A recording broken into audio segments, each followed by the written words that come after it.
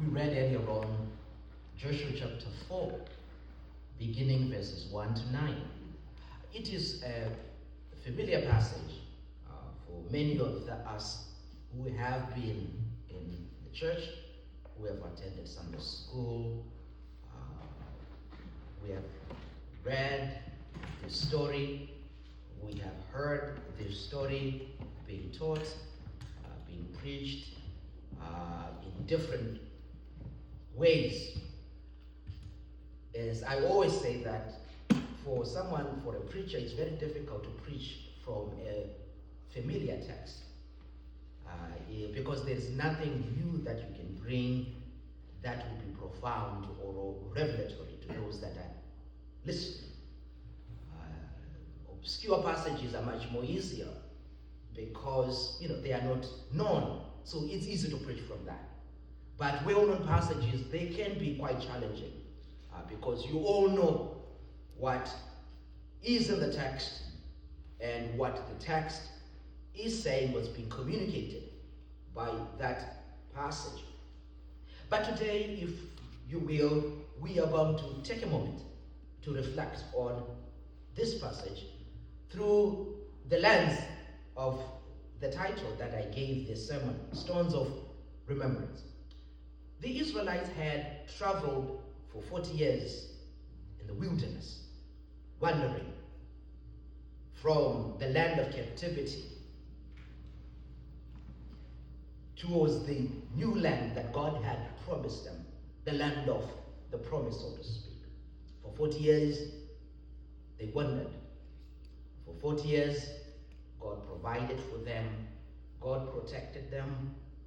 For 40 years, God fed them manna, quail. They were protected by the cloud of the presence of God by day, keeping them from the heat in the desert, and at night by a pillar of fire that guided them. They encountered so many obstacles, many challenges. They complained, they rebelled in some instances. All manner of things transpired during that 40-year journey. Now they have arrived to the land of the promise. However, they still have one more thing to do before they possess the land. They still have to cross the river Jordan. So Jordan for them in this passage, it is not just an item of geography. It's not just a river that needs to be crossed, but it is part of a symbolic system. It represents the boundary between being a landless people and being a nation that possesses a homeland. Jordan, it is a moment, it's a transitional period from being a landless wilderness wanderers to a nation, a new people that now is about to possess their land. So crossing the river Jordan was in essence a rite of passage, whereby their status was now changing from a people that were landless, wilderness wanderers, communities that were grouped together, being led by a few individuals, a community of wanderers that had issues, problems, sometimes rebellion, and etc. And now their status is now changing to a more formalized group of people.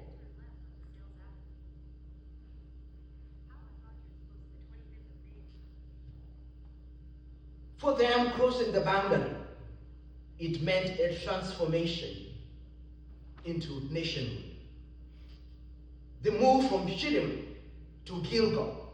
If you read chapter 3, Shittim is the place where they gathered, they participated in the ritual of preparation to cross over into the land of the promise. It was the final frontier before they possessed the land, where Joshua ordered them to cleanse, to prepare themselves for the eventual crossing over of the River Jordan. Now, the River Jordan became a transitional place where they became a nation, where they became a people. An exercise that was initiated and empowered by Yahweh himself. This was not an act that was done by the people on their own or on their own volition, but this was something that God had instructed, something that was empowered and initiated by God.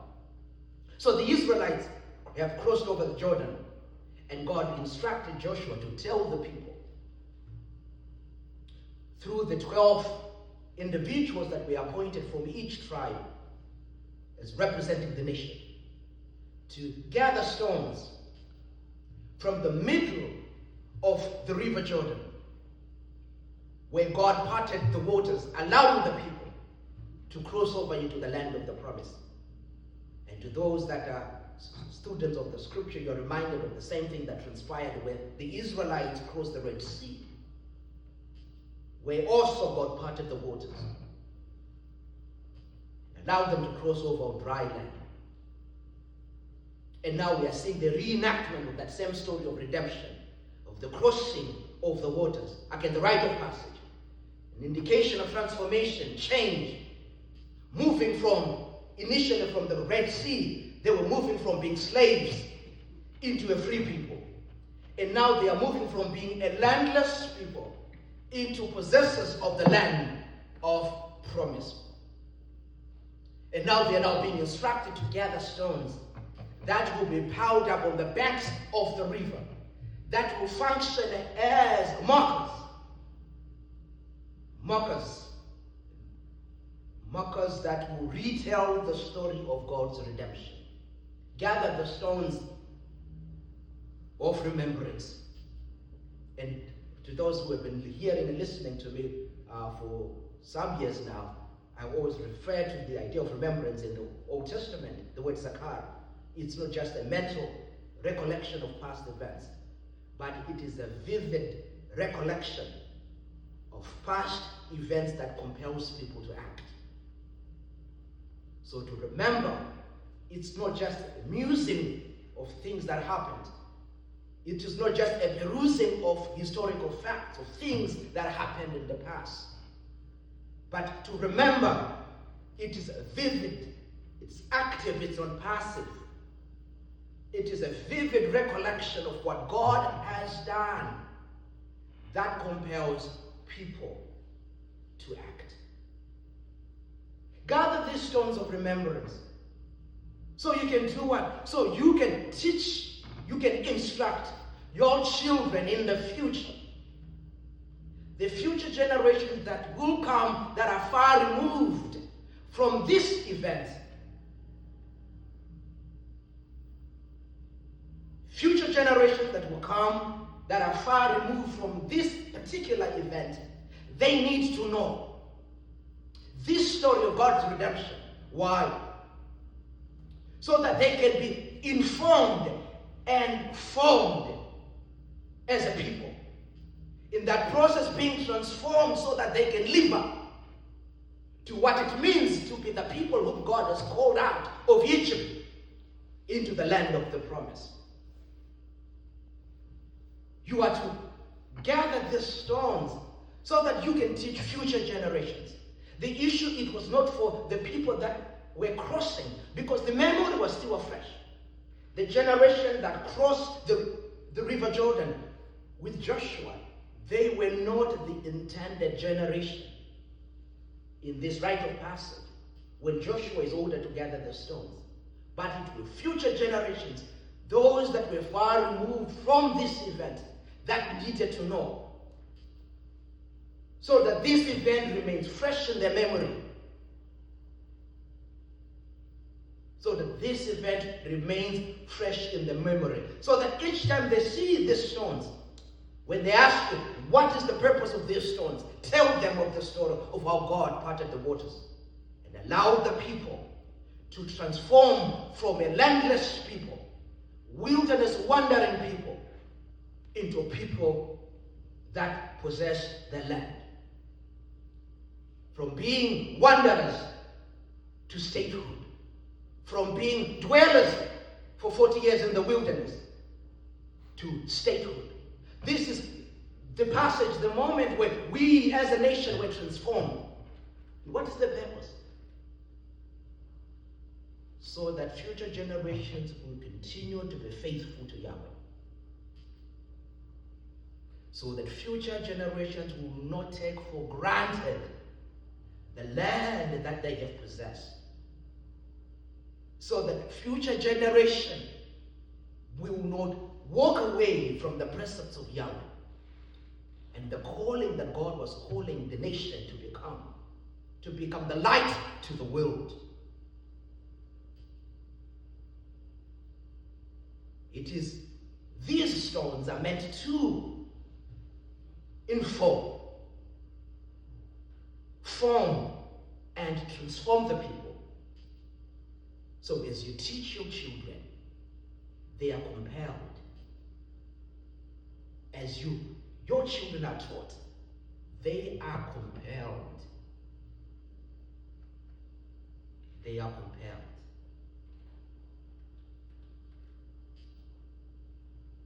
Memorial Day, Veterans Day, as Americans, as people that live in this country, these are markers that we have throughout the year. Every year, it is the ritual as a nation that we participate in.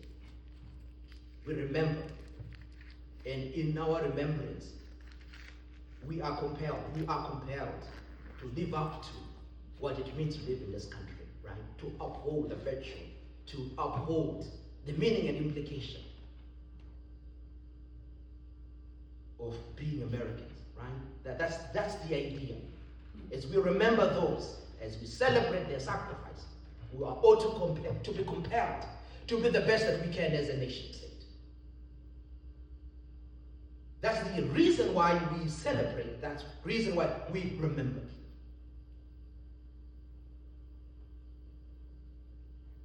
As Christians, as we gather as well in remembering, our remembrance, the stones that we gather in our own faith journey. As Christians, along the way, we have our own stones of remembrance, markers in our own faith journey, moments of significance, moments of transformation, moments where we move from a landless people, a nobody, wilderness wanderers, into the people of God, moments where we were changed, where we were transformed. We have markers in our own lives. And the text this morning is saying those markers,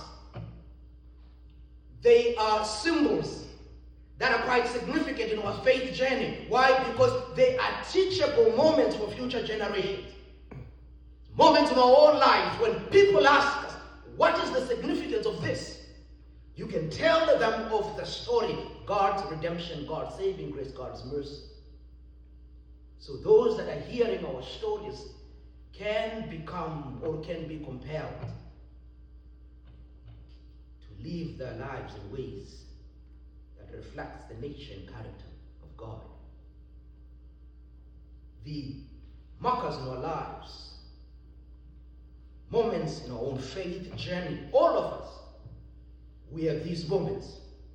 Again, the Israelites, when they were in the wilderness, their lives were not perfect.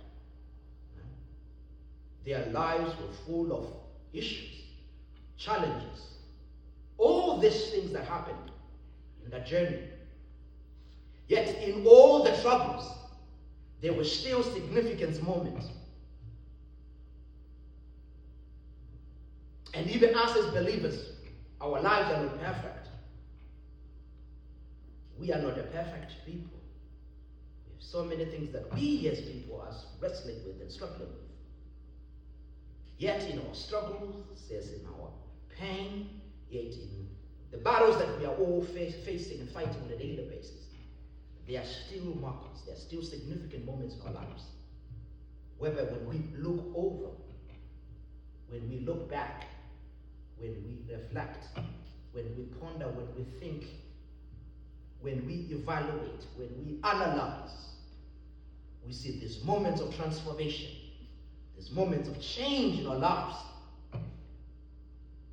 These are markers, these are stones. Moments when we remember, when we think about. The text this morning, these moments of reflection, they ought to compel us to live our lives in ways that reflects, that honors this God who led us through those moments of difficulties or those moments of transformation. Not only that, those markers in our lives are also supposed to be used as tools to teach others in the future so that they can learn and know what it means and the significance of being the people of God. When we do that, when we use those markers in our lives as teachable moments, the future generations that are learning from our experience and from our faith journey, they too become transformed and become that which God is calling them to become. Right? Again, our stories, our own journey, as we think, as we celebrate, in our worship, in our walk, it's not just us experiencing life, but it is us gathering also stones in our own lives. Stones that become beneficial to those that will come in the future. Our traditions, our practices, our rituals. These are stones that are telling the story. How God made a way for us. How God led us through moments of struggle. How God opened doors for us when we thought we were out and down. How God blessed us, how God transformed us, how God remembered us when things were not going well in our own lives. These are stories that we are gathering, our personal stories, our own personal testimonies. They are meant for those that will come in the future, those that are removed from our current experience, those that will come, that will learn and hear of our stories, how we lived our lives, how we walked as people of faith, especially in our world today, especially in this current political environment, especially in this context, of those that remain faithful, those that remain committed to Christ when the world was falling apart. Those who did not allow the toxic politics of today to change, to calcify their hearts. But those that remain faithful, may our story down the road in the future, those who will come after us, will learn of our commitment, faithfulness, when it was much easier to be swept by what is happening today. Stones of remembrance. Gather them so that your children, when they ask, what is the significance of these stones? Gather them. Let's talk about our story. Let's gather. Let's tell our stories. So that when people come in the future, when they ask us, what is the significance of this story? What is the significance of these markers? We can tell them of how God made a way for us. Gather the stones so that down the road when people ask, why? We will tell them of the meaning and implication of these stories. How God made a way for us. How God transformed us. How God remembered us. How God changed our lives. How God opened doors for us. How God made a way for us. How God did this and this and that and that. We all have markers. All of us. We have things in our lives where when we look over our lives, there are moments, there are instances. Our life may not be going well, may not be all that perfect. We may be struggling with many things, but even in the midst of those struggles, there are moments when we look over, when we look back, there are moments moments in our lives, moments of transformation, moments of change, where something significant happened. And this passage is saying, memorialize those moments.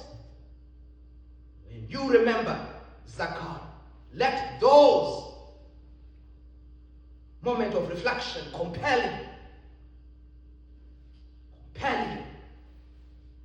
to live your life in ways that are transformative. In the middle of all that, in the middle of the murmuring, in the middle of the lack of food, water, in the middle of all the pain and suffering that the Israelites faced for 40 years in the wilderness, the rebelliousness, all the things that they encountered, yet they were these significant moments. Those are moments that matters to God. Why? Because those are moments that are transformational. Those are moments that are transformational. Hold on to those moments. Memorialize them. When you memorialize them, they become part of the story that you are going to retell. Tell the future generation. We all have our own stories. However, we lose our stories when we forget to memorialize significant moments in our lives. We all have stories to tell. We all have stories to tell. I was talking to my mother some months ago, and we were talking, just chatting. And then she said, you know what? You need to write a book so that others can learn about your own faith journey. I never thought of that. But she heard something in my story that touched her heart, that she wanted that part of my story to be told so others will hear and learn and be compelled based on my own story, the stories in my own life, my faith journey. We all have stories to tell. Has my life been perfect? No. Have I been? No. But they are moments of significance that change the trajectory of my life. Moments where I moved from what? From being a wilderness wanderer into what? People of the land. Where I was transformed from being a wanderer into a people of God. There are moments in my own faith journey that were transformative. Marcus, we talk about personal testimonies. They are there to encourage others. They are there to motivate, to uplift those who will come after us when they hear our stories of God's faithfulness, how God has led us, guided us, how God has made way for us. Those are stories that will be beneficial, not just to people that are hearing us, but even for future generations that are going to hear of our story. They will be compelled to act and to live in a way that continues to proclaim God's story of redemption. For God so loved the world, we say, he gave his only beloved Son. So whosoever, it is the whosoevers that were part of the story of God who are now being asked to memorialize their significant moments in their lives, so that when those who will come after them, they will hear these stories and be changed or be encouraged, be transformed. People that may be struggling, when they hear these stories, they will see another opportunity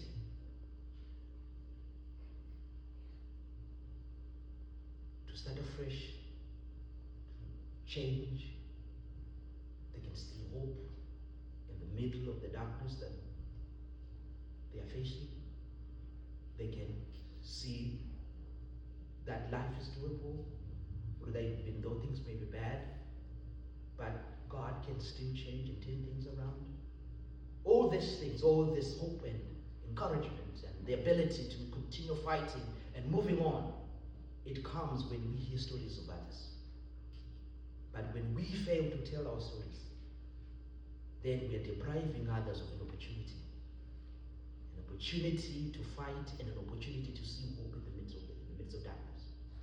When we fail to tell our stories, when we fail to gather the markers in our own lives, we are in essence depriving of others the hope in the future.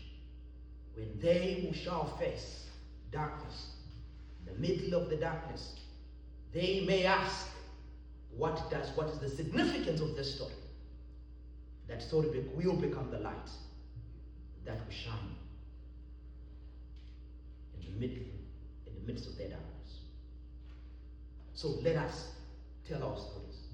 Let us gather our stories. As we remember, as we celebrate on Veterans Day, may our stories be part of our faith journey. May our stories be part of our own community. May our stories be part of our own families. May our stories be part of who we are. May our faith journey be the center of everything that we do. May it be part, may it shape us, may it form us, may it inform us. So that future generations, so that others who hear our stories will be drawn towards Christ, will be compelled to live up to their own potential. Let us pray. Dear God, we ask you to help us in this day and age that we're living in. May we allow the story of Christ, compel us to walk in ways that honors and glorify God. May our stories be told, may our stories be known, and may our stories be heard wherever we go. In your name we pray. Amen. We are going to have a closing.